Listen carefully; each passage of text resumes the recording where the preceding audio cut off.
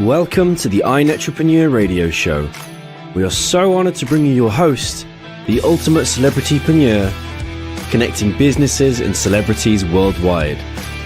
Winner of the Networking Organization of the Year, best-selling author, magazine publisher, trainer, and owner and founder of Network Together and the iNetrepreneur Media Network for magazines, TV, and radio network. We're excited to bring you your host, Mr. Robert W. Jones. Hello and welcome, everyone. Thank you for being here on the iNetrepreneur Radio Show with me. I'm your host, Robert W. Jones of iNet Publishing House, a place where authors love to go when they want to be part of collaborative books that help gain them fame worldwide.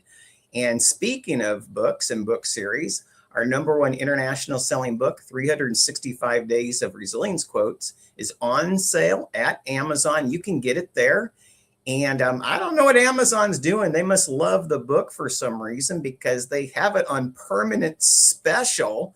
It's a 2.5 pound book, believe it or not, with 388 pages with over 350 authors in it. You can go to mybook.to/art of connection, the number 6. Again, mybook.to/art of connection 6 to secure your copy. And right now it's $19.99 for, wait for it, a 2.5 pound book. Where are you going to get so much wealth in advice? iNet Publishing House. Again, I'm the CEO and owner of iNet Publishing House. Our mission is to help guide authors, entrepreneurs, and visionaries in creating works that inspire hearts, foster connections, and leave a legacy.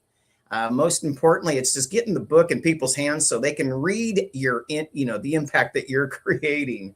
Also, we're part of the iNet Alliance. We help empower entrepreneurs, business owners, and leaders through media, and events. And don't forget, we have over 1,000, I can't even believe I can say that, over 1,000 meetings and events each and every year at ntevents.net. That's ntevents.net, in person and online. And I'm really excited today. We have a couple of great guests today. And I want to bring my first guest here and bring her up on stage. And my first guest here is Jane Cooke. Hi, Jane. How are you? Hi, Robert. I am fantastic. How are you? I am doing so wonderful. Although, you know what? This last week I woke up and I found that I was actually in Arizona again because the temperatures are rising. It's starting to become hot. I see all these cold things happening in other areas of the country. And let me tell you something. I'm not finding much cold here. We're already in the high 80s, if not 90s. And boy, I kind of miss the cool 70s. So, yes. So everyone, I'm with. Would say 70s is hot. So. Yeah. So everyone, I'm with Jane Cooke of Empowered Brilliance. Contact her at 404-797-1446. or email your.empoweredbrilliance@gmail.com. Again, Jane Cooke with Empowered Brilliance. And Jane, we were just talking a little bit before the show. And one of the things that we had talked about was authenticity. And the other things that come with authenticity is you gain confidence and clarity and purpose. And there's that famous question that says, we didn't, all of us wake up one day and say, yeah, I'm going to be an authenticity coach, or I'm going to own Empowered Brilliance, or I'm going to inspire people with purpose from around the world. Tell us a little bit about your background that led you into this track. Oh, I've had so many backgrounds. Yeah, I have a saying. Yeah, I have a saying. If you haven't lived 10 lives by the time you're 50, you haven't lived enough life yet. Seriously, right? So I started out being very introverted. So I became an accountant, and then a payroll specialist. And one day, one of my direct reports couldn't go to a training. And so my boss said, go train these people. And I was like, talk? What?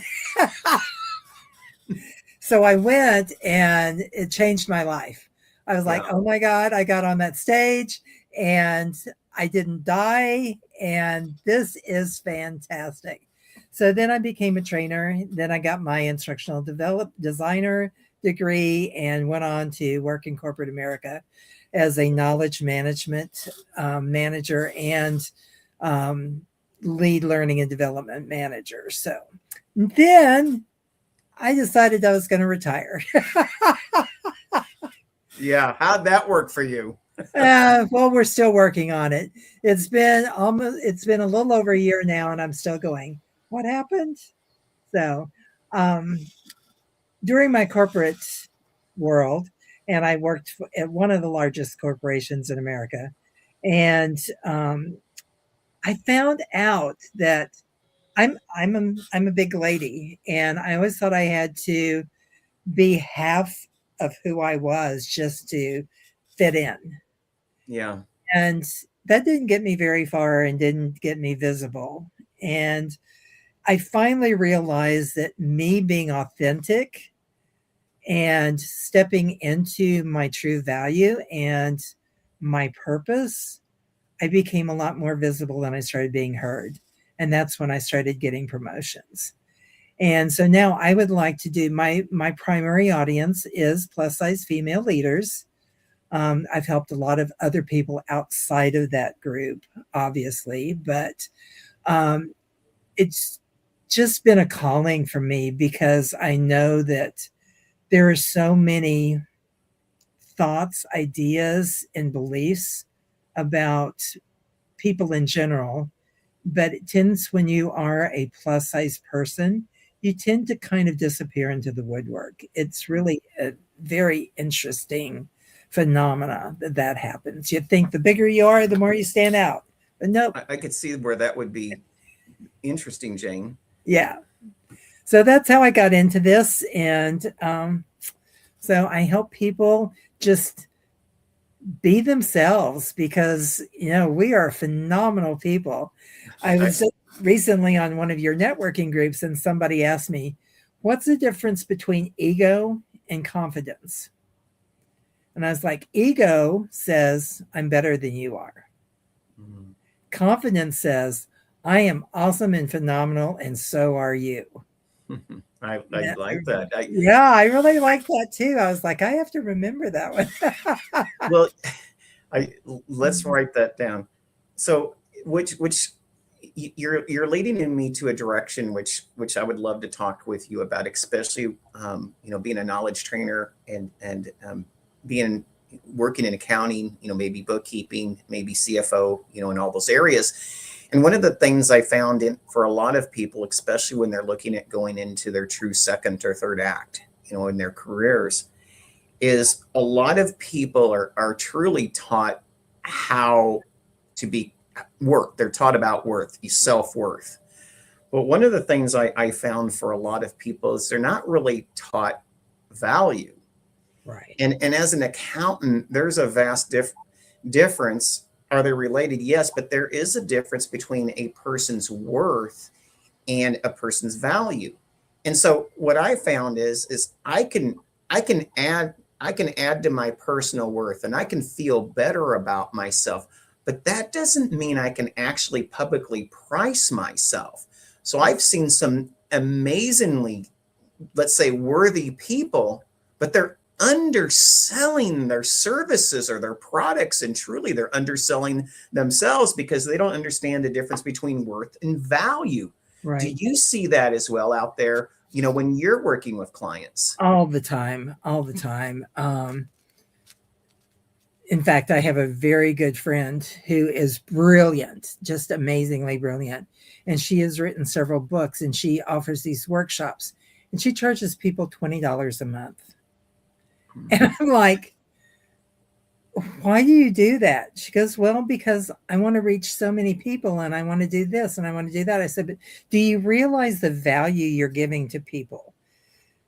Because she's in a similar group. I mean, it's with nutrition and she's teaching people how to like themselves no matter what size they are, kind of what I do. but hers is more nutrition based, that you can get into nutrition. And I was like, but the value that you provide and the value that you have in yourself, that's totally different from the money. And you are right. And people don't realize that we are worthy. Everybody is worthy because we were born. There's no one else like us. Just the fact that we're here means that we are unique and precious and beautiful and wonderful.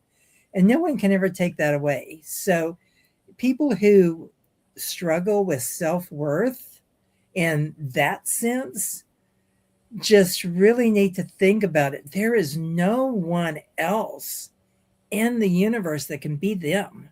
So that makes them priceless. Now, monetary worth and how you build financial stability is based on your values.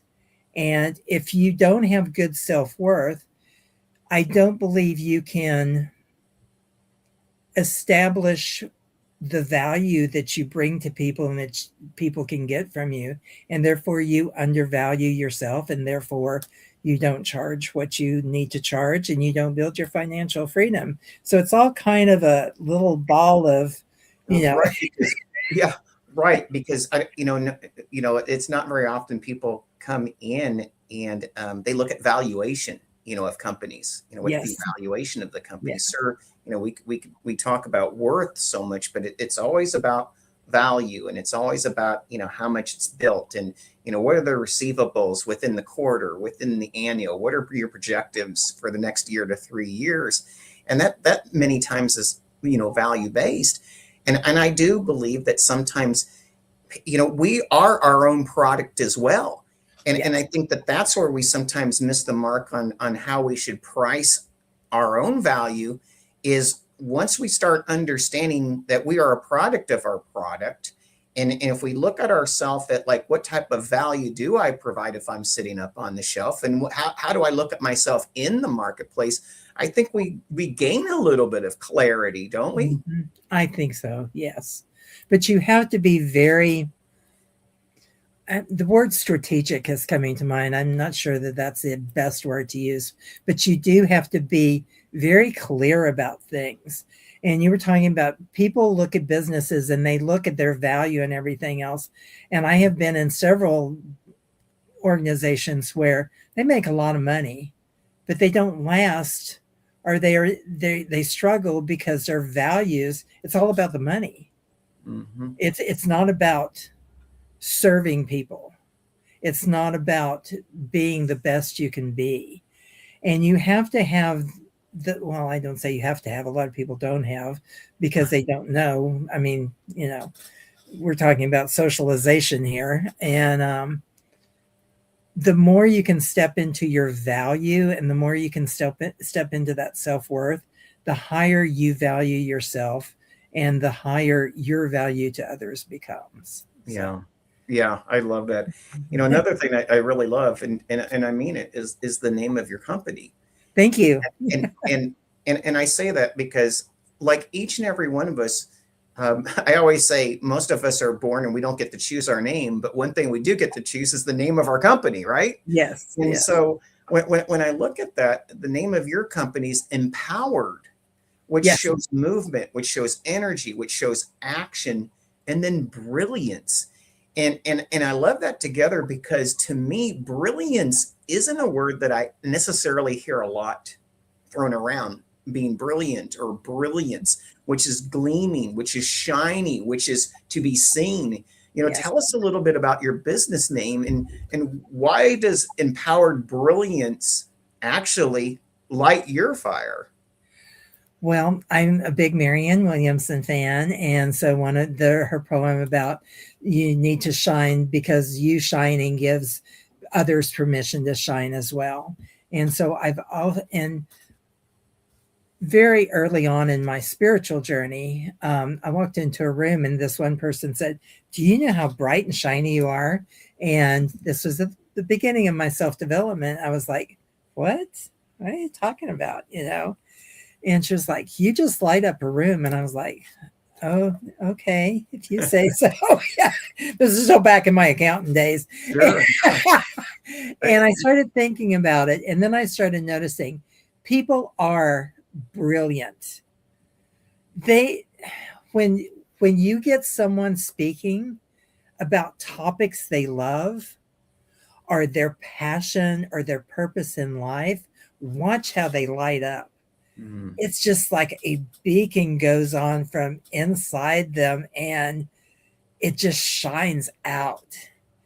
And we all have this brilliance inside. When I lived in Los Angeles, I worked for a nonprofit, and we took arts education to the juvenile detention centers. And I get really emotional when I talk about it because we'd go in for these art project unveilings and stuff, and we'd see these amazing, beautiful children. And all they want to do is look at my picture. Can you read my poem? Look what I painted. And then you walk out of the classroom and you see the armed guards. And you're just like, how does this happen? How do we let this happen in our society? That these beautiful, brilliant children get so out of alignment with themselves that they are incarcerated. And so my mission is to make a positive difference in the world with every person I meet or every instance I'm around. And part of that is bringing this brilliance, helping people, empowering them, helping them go inside and realize that this brilliant gemstone is inside them. And all they have to do is just be themselves, and they will light up the world. You know, I love that because I know personally, for 3 years, I worked with PetSmart in Phoenix. And one of the things that I did is when you leave the PetSmart, there's all these plushy animals. And during the holiday time, my service back to the community, and I've always served back in the community, pretty much all my life, from my first church missions to my United States Marine Corps service, etc. And I remember going to the different centers because kids have to be housed and they're waiting to be adopted, right. Or they're in foster care and foster homes. And I remember how amazing the young kids were because they were just so open to receive. Yeah. And these toys were something were so extra. And you come in there and they want to receive so much and they just follow you. Yeah. And I remember feeling that and saying to myself, I want to be that full. And what I learned from that is, so many people say, show up as your best self. And what I've learned is I can never really show up as my best self because my best self, I haven't achieved yet. I'm always searching for that. And so what I like to say is I show up as my fullest self, ready to receive. Because my best self, to me defines a limit, and I don't want to be defined right now is that this is my best, because my best is always yet to be come. And I learned that from those little kids, because those little kids, I want to be the sponge just like them. And what I want to ask with you with that is, and that really shaped my life a lot. And you kind of touched on some things that shaped your life, but do you have any like epiphany point in your life where it shaped your decision to say, you know what, I know who I am, sometime in retirement or whenever it was, and I know how I'm going to serve the world? Was there any point that just sticks out in your mind? Oh, yes.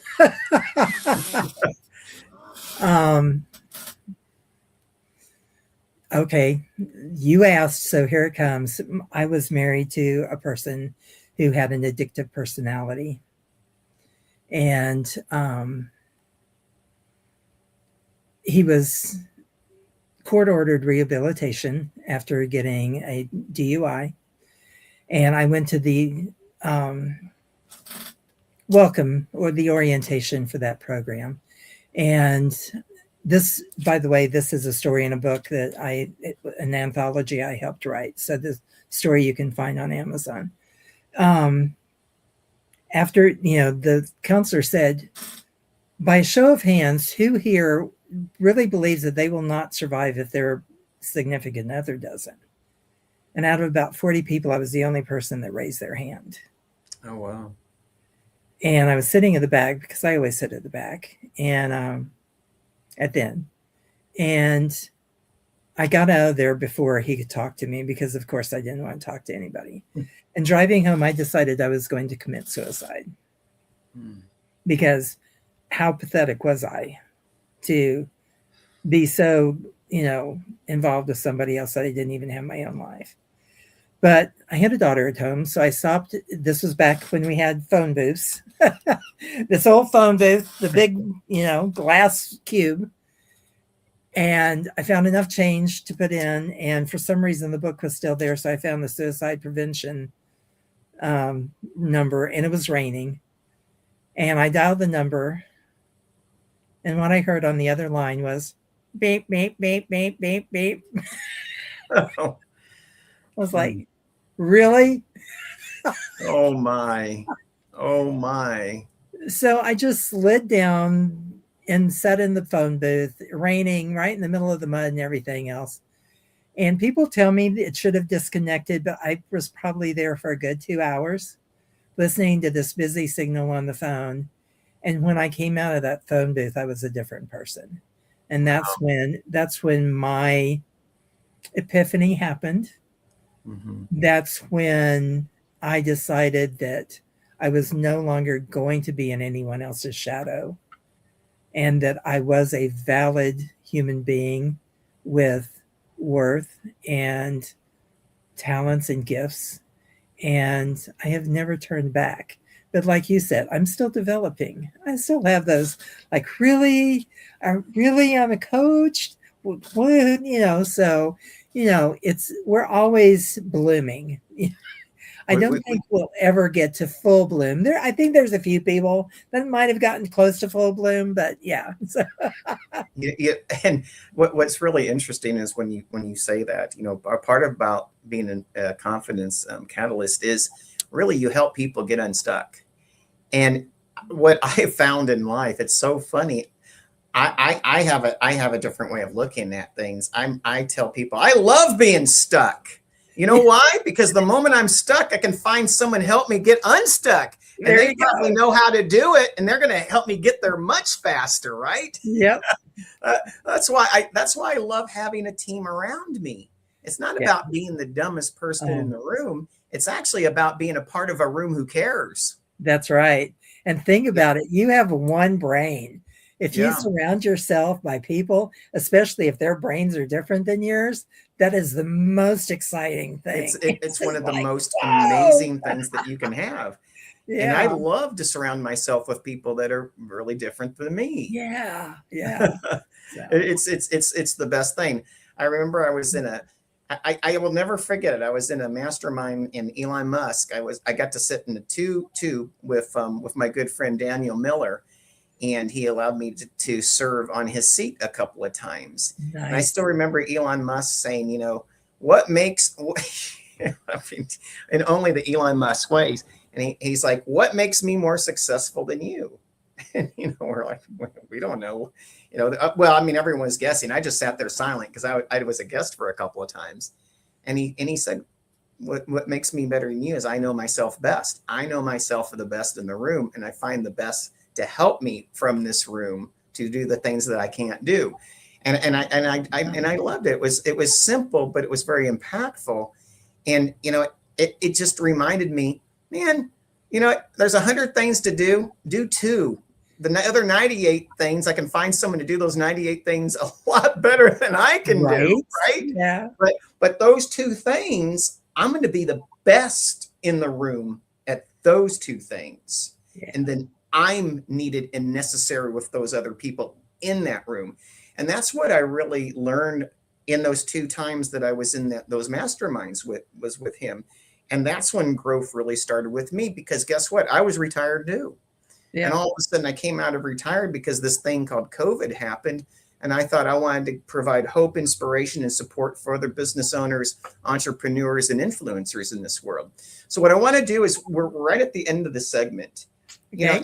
And what I want you to do is give our listeners a message.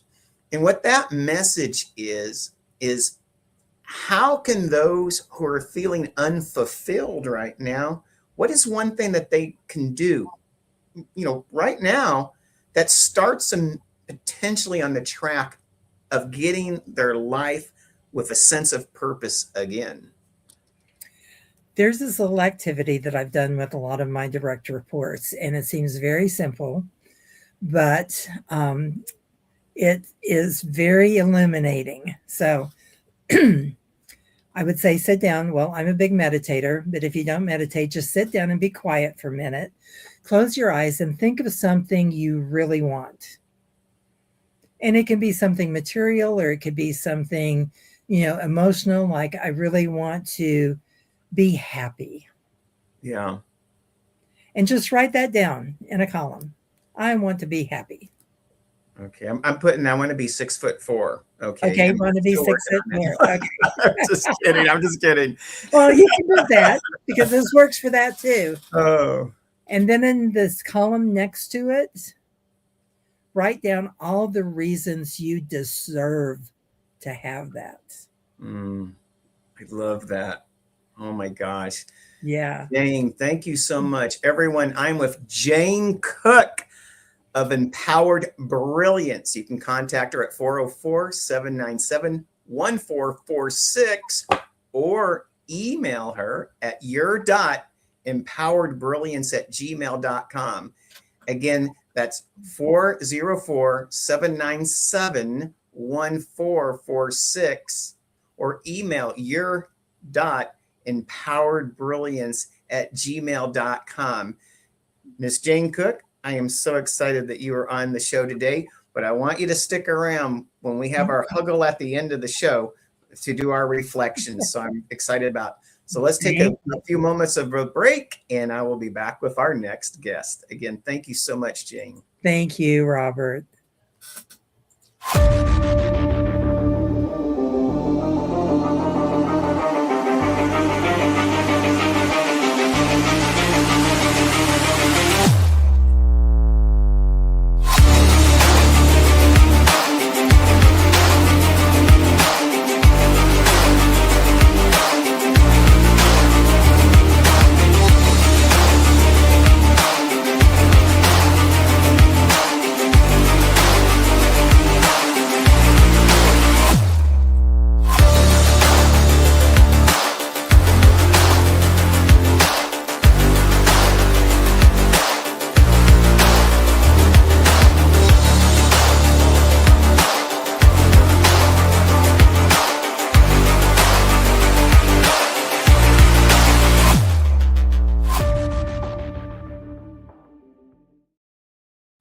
All right. Wow. I mean, so amazing. Thank you again, Jane Cooke of Empowered Brilliance. And now it is time to have our second guest enter the show and put him on the platform. I'm really excited to have my next guest here right now, live and in action, John Taylor McEntire of Mutual Prosperity, LLC. John, good to have you. Thank you so much, Robert. So great to be on your show. It was very nice to listen to you and Jane, and you just calm me all down. So that's great. Okay. Yeah, you just follow the path that was blazed first, and then what we're going to do is we're going to lay down the bricks, right? Again, everyone, I'm with John Taylor McEntire of Mutual Prosperity, LLC. Contact him at 509-205-7591 or email John at john-taylor-mcintyre.com. And I do want to say McEntire can be spelled different ways. And so John spells it McEntire. And again, I'm with John McEntire of Mutual Prosperity. And John, I'm glad that you're on the show today. And yeah, what a great beginning, talking about confidence and authenticity, and even an amazing personal story that from tragedy to triumph. And one of the things that we talked about, I call it the before show kind of green room experience, is something that matters a lot to me. And I'll just preface it with saying, I grew up Jewish, and later in life, I accepted, Yeshua, Jesus, into my life. And I did 2 church missions after I served in the United States Marine Corps. And a part about the service and a part about my religious background is I always wanted to be a servant's servant. And I always thought being a servant's servant, you have to have outstanding character. And it's based upon something called ethics or ethical practices. And when I was learning about you, because I wanted to get to know you before you came on the show, because darn it, John, I don't talk to you enough. One of the things that stuck out is part of how you help people thrive is you help people really understand and align with their own personal values and probably their own ethics, because ethics is their truth. And if they live their truth, their light will shine and people will come to them, don't they? Absolutely. Absolutely. And what was your journey that led you to, ethics being a part of your business practice? Because I do not have that as one of the pillars of many business owners that come on to this show. So it comes from a lot of different things, but I've been in lots of different types of organizations, lots of different companies, I've worked under lots of different leadership. And I realized how I wanted to act as a leader and how I didn't want to act as a leader from those people who were above and around me. And that was really, really critical in regards to understanding that ethics is really where a lot of things come from. So I look back at my life. I'm 62, and so I look at the companies that have were really strong stalwarts, okay, and then they left in like Sears and IBM almost lost itself, in the 90s, and there's a number of different groups that really kind of diminished. And I think a lot of that has to do with not looking at the long game, but looking at the short term. I worked for a company in Illinois back in 1995, 96. And this was an organization that had, they were distributing software and hardware. And I had been in Japan 5 years before that. And we came back from Japan due to the economic downturn in Japan in 1994. That's when everything blew up. And so we came back and I didn't have a job and everything.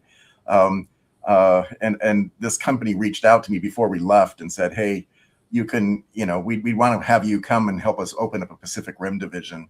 And I kind of put it aside, and then I ultimately ended up joining them 6 months later after doing some consulting work for a number of companies. And I thought I did my groundwork, my homework. And when it got down to it, the head of the company, and it was a big growing company, and they were getting ready for an IPO later on, is what I learned when I got into the company. And the chief executive officer, the founder, he was number 46 on the top young entrepreneurs under 40. And Oprah Winfrey was number 45 at that time. And I thought, this guy's got to be pretty good, this is probably a pretty good company. So thinking that I've done my due diligence, I go into the company, and my little group that I had was a number of people from different countries and everything in Asia. And as I was putting that together, we worked at night. So we were out of the fray of the company, but I was just starting to see some instances of lack of integrity, if you will, or fly-by-night type activities. And one of them happened when another vice president was hired. She was hired for national accounts. And she came in from the top player in the field at the time. And they were very, glad that they had her. But they asked her right up front, when she got in, hey, provide your list to, the organization you just came from. And she says, I can't do that. I Yeah. can't do that. Well, after 2 weeks of tearing her down and everything, they finally got her to divulge this list. Mhm. Well, she was fired the next day. And it shocked me. And they had moved, she had moved out from California, and now she was out of a job. She had done something that she didn't mean to. And they didn't pay for her move. And so she had to sue them. And so this really made me kind of take aback. And during this, the first part of this, the first month that I was in this company, my father passed away. Oh boy. And he was just this real stalwart. He was foolishly honest. Okay, I would say I would always think that he was foolishly honest, because he'd always just say the things that were on his heart, and that would kind of screw him over sometimes. And but I really gained an appreciation for him, because people mattered more than money. And he was an orthopedic surgeon, and his partners, they made a lot more money than he did. His kids were their kids were driving like Porsches and such, and I was stuck with the family car. And I worked the whole time, since I was 11 actually, and I just learned that there was a lot of pride that comes from being your own person and following things. And even though my dad, in his later years, he ended up having cancer, and that's what he died of, but he didn't know he had cancer. He died in the hospital when he was getting tests done. He died of a pulmonary embolism. But the cancer came probably because he was in orthopedic surgery type activities. And then he had some lawsuits against him that were frivolous. They were not true lawsuits. Right. But the insurance companies, they said, we're just going to pay this off, and so it makes it seem like he's guilty. And this just really, really aided him. Well, ultimately, because of these lawsuits and everything, his insurance became too high that he couldn't practice anymore. Mm. And so who does he end up working for? Insurance companies. And so he ended up moving to Las Vegas and was working for insurance companies. And this just killed him, because, he didn't feel like he was in the place where he needed to be. So just recognizing that he had just passed away, and that I had moved and everything, and we had just come back from Japan, so we hadn't even seen my family for years. And so he had, when I was before we had moved there, we were in Salt Lake City actually, and he had a triplex there, and we lived there. We rented from him and my mom, and then they would come every once in a while from Las Vegas and stay with us. And so my kids got to know him, for 6 months, and then we moved. And I had, after he died, and after I found out about this associate that I was working with that got fired and everything, I was just like distraught. What did I get myself into? Yeah. And I was sitting on I was dreaming one night, and in the dream, we lived in this small little rural town outside of Champaign-Urbana, Illinois area. And we had this swing set. And so I was swinging in the swing, and my dad was swinging next to me in this dream. And I said, Dad, what have I done? And he told me, everything's going to be okay. You don't need to worry. Just be yourself and be truthful. Mm-hmm. And so that was a real impetus in regards to those things. So I end up a year later, after sticking it out with this company and doing the best I could with my group and growing. We grew it very well and everything, but I was not happy in the company, because I didn't like what they were doing and what they stood for. Yeah. And so I ended up working at the University of Illinois in technology transfer. And that was I think the reason I went to the company was to get me to Illinois, so that I would have this opportunity to go to the University of Illinois. And so everything ultimately worked out, but I had good bosses at the university and I had bad bosses at the university. And one bad boss was one who would take credit for people's work. And I'm a workaholic. I'm a perfectionist. Mm-hmm. And at the time I was a people pleaser, and had all these things that helped me climb up the ladder wherever I went. Yeah. But it didn't really help me out necessarily as much as it should have. And so she would take credit for what people did. And then due to the decisions that she made in regards to different deals that we were doing or different things that needed to happen, and they would go counter to what we were saying that we should be doing. If it fell apart, okay, she would then throw the person under the bus and say that it was their fault. And so dealing with this new way of being, disingenuous and everything, and watching this person every 2 years, she climbed up the ladder at different organizations. But I think that the organizations couldn't have her last. She knew that she couldn't last more than 2 years. Yeah, she had to keep going on and on. Yeah. So the Peter principle was really at work there. And I was just watching all these different things that were going on around me.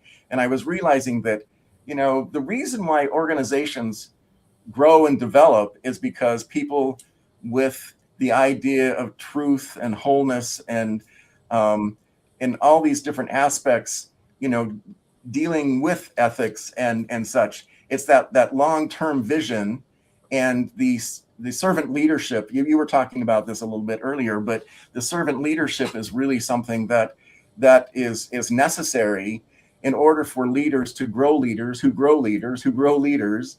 And so it's that longevity. But how does that actually happen?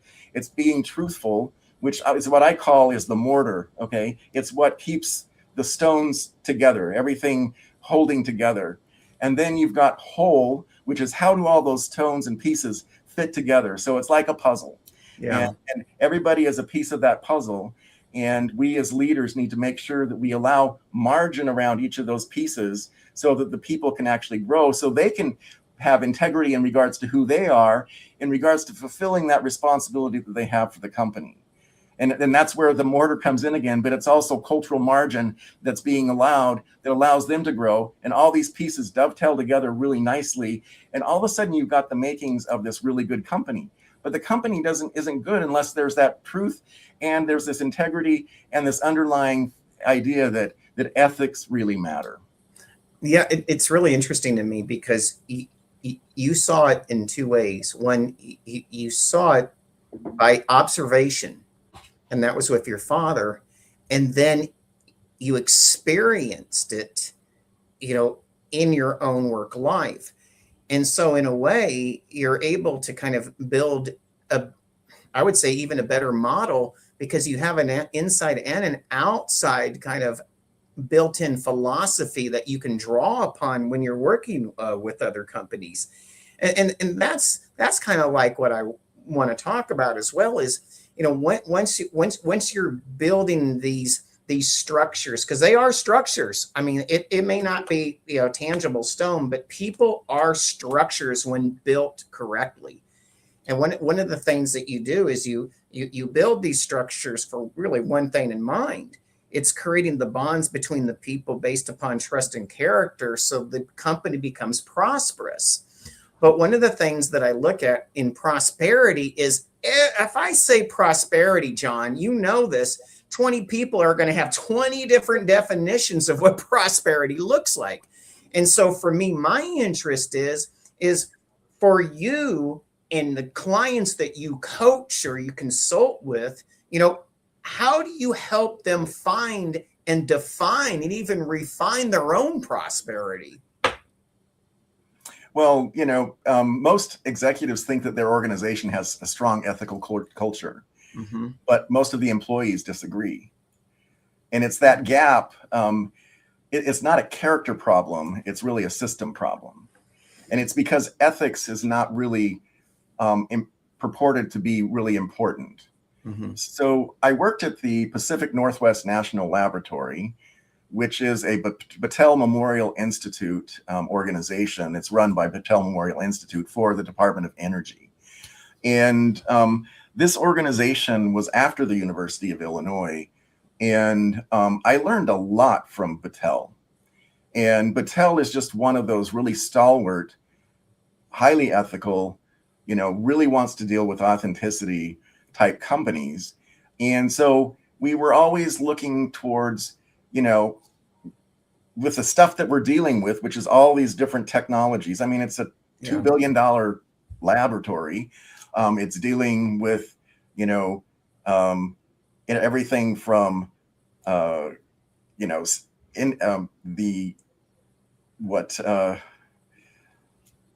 technologies related to computer science, but AI and going into radioactive materials and how do you dissipate those and everything. But there's a lot of safety concerns involved there. So we learned a lot about safety, okay? And safety was like tantamount. And so everything that we did, we had to make sure that we were keeping people safe. And it was not just for ourselves. It wasn't just for our department, but it was for the whole organization. It was for the whole community. And this really struck me as being completely different from that other company in Illinois that I was at, that, looking for the next dollar. What happened with that other company, I just want to point this out, is that they were looking at having an IPO, and they were having people with their books, do weird things. And I was just like really astounded. But the IPO never went through, and they weren't actually able to sell either. And so what was actually had lots of monetary value in it, had very little ethical value in it. It completely died. It blew up. And that to me was what we're seeing so much of right now, in that people want to build something that is going to, have a quick hit, and it's going to, generate revenue and everything. But I look at all these billionaires out there, and I don't have any problem with people having billions of dollars, okay?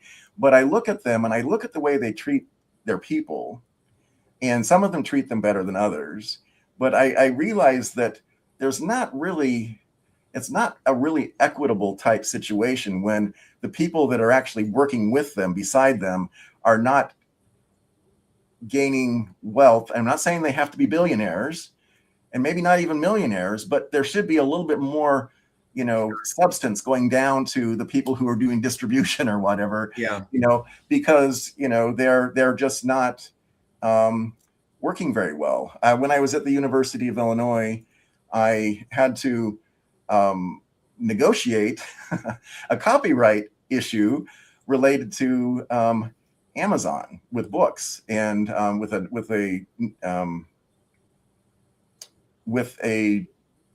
a tool that the university had, and I had to deal with a very, very strong person on the other side of the phone, and there was just no regard for what the other side of the phone meant, what the other side of the deal meant. Yeah. And this is where the idea of mutual prosperity actually came from. And mutual prosperity is not somebody gets the short stick, so the one that gets the big stick, is the winner. If there's somebody that got a big stick, okay, then it's not a mutually prosperous deal. It's not something that's going to really benefit, the whole. And it may benefit the one individual. It's so stifling. You're kind of conjuring up and bringing up things in my life. Working with corporations. My first big corporate contract was with Intuit, and so that's how I met Bob Parsons. I was in the Marines. He was a Marine Corps officer. We worked on this little thing called TurboTax, and the ideas that we put into it, we created some world's first that was able to get that off the ground. And then I went through a bunch of different organizations, and being on the tech side, I always felt, John, I just felt like I always had this little teeny stick, because it felt like there was, 9 people in the room at all times, and they came up with ideas. And then there was one person that had to bring all those ideas together, and that was me and my team. And the problem is there was I never felt like the pie was shared fairly. And it always seemed like, people were rewarded for the ideas, but when it came to the implementation of those ideas and the execution of those ideas and the distribution of those ideas, and And then the monetary capture of those ideas, that's what I was doing. But yet I wasn't really getting anything from it because it seemed like I was always on the outside of what I called the IP bubble. And, Absolutely. am I right? Do you know this? So I have a story for you. When I was in Japan, I worked for a small public relations firm, and then later on a contracting firm for 4 years. And I was the director of sales. I was a signatory for the company, and we dealt with a lot of different things. One of the things we dealt with was with technologies. And one of the companies that we worked with was a startup who had come to us because of other groups that we had worked with, which had worked with all the electronics manufacturers, in not in just Japan, but throughout the world. Yeah. And so I became part of this company along with my other duties and everything. And this CEO founder was just a really intriguing person. And he really had vision, and he was able to pull a great team together. But he was always stringing us along, you're going to get shares in the company and everything, but we never got the agreement. We never got the agreement to do that. And and this company was by Goldman Sachs and Bear Stearns. It was valued in 1993 at $500 million, which is an astounding amount of money back then. And ultimately, because he was being so controlling of that, people started to leave. And ultimately the company died. And part of it was because the technology was a little bit too early for what it was. Okay. And so that was part of it. But there were ways to maybe make some more value out of it. But by dissipating that trust, by not having the integrity and the ethics to keep those relationships strong, because you've actually signed on the dotted line, and always trying to make the pie bigger, but your piece is always huge, and nobody else is getting anything. I just don't think it just didn't sit right with me. Yeah, and it's something, and we're coming on the end of the segment here, which I cannot believe time goes by so fast. It really does. It just does. And one of the things that I say is, there is a vast difference between a survive culture and a thrive culture. And I believe that you and I both certainly have, observed the survive culture, and we've experienced the survive culture. And there is something that is just, so I would say, internal prosperous about being in a thrive culture. And in your words, what are some of the benefits that a company that develops a thrive culture offers beyond money that every person gets to tap into? So I finished a book. It's waiting for publishing in the June-July timeframe right now, and it's in editing. It's called Stop Holding It Together. It's the SYNC method, SYNC method, for your first 6 to 18 months in the executive chair. And what I have is a flow of each chapter. It goes inspire, which tells a story, and then empower is the tools that make that story work. And then thrive is the second thing. So thrive is really one of those things that, you and I just have a lot of things going together here. And I'm really finding this very inspiring myself by talking to you. But that thrive portion comes from the fact that there is authenticity in the organization. There's leaders that really are not just out for themselves, but they're out for the whole. And while they're out for the whole, it's that servant leadership and that desire to really, move other people forward and move them into, a place of higher, person. And so it's allowing those puzzle pieces to become bigger, because when those puzzle pieces become bigger and there's overlap with all these different things, the company can do nothing but thrive. Yeah. So it's that alignment that comes from being seen and being heard and being allowed to add the value that you can add. Yeah, I love that. I one of the things I tell my people, I say, growth is not a line. Growth is a balloon, because it's every area. It expands in every, it's not a 2D situation, it's a 3D situation. And maybe it comes from partly because I have a modeling background, but to me, that's how I see growth. And so much of the time we've been so trained to see two-dimensional charts, and that's what growth looks like. But you and I both know that growth isn't a two-dimension factor. Growth is far beyond that. And John, I am so, wow, I'm ready to have another hour conversation with you, my friend. I mean it. Everyone, I am with John Taylor McEntire of Mutual Prosperity LLC and Sync, that's SYNC Leadership Institute.com. He is here with me today. Oh boy, I'm ready to have a coffee with him already. You can contact him at 509-205-7591. Again, 509-205-7591. Or email John at john-taylor-mcintyre.com. And John, again, thank you so much today. Our conversation really kind of fired me up a little bit here. Mm-hmm. And so what I'm going to do is I'm going to bring in Jane Cooke. And what I'd like to do is to end our show with just a little bit of commentary. And Jane, you were just able to listen to John and I have a little bit of conversation in our own truth. And I was wondering if there was any takeaways or any epiphany points that you might have found in our conversation. Oh, I think we're all in sync here. We were talking about this before the program started. Authenticity is everything. If you're not authentic and do not play from your values, then things go all wonkadoodle on you. So. Wonkadoodle. I'll take that word. That's not a word I have in my vocabulary very often, but wonkadoodle. Oh, I have all kinds of them. I may have to write that. I don't know how to spell it, but I will take your wonkadoodle. Okay. Yeah. Wow. Oh my goodness. And John, you were able to sit in with Jane and I on our conversation. Any things that you found that kind of resonated with your truth? Well, I had a story similar to Jane in regards to having a very down moment where I wanted to end it all.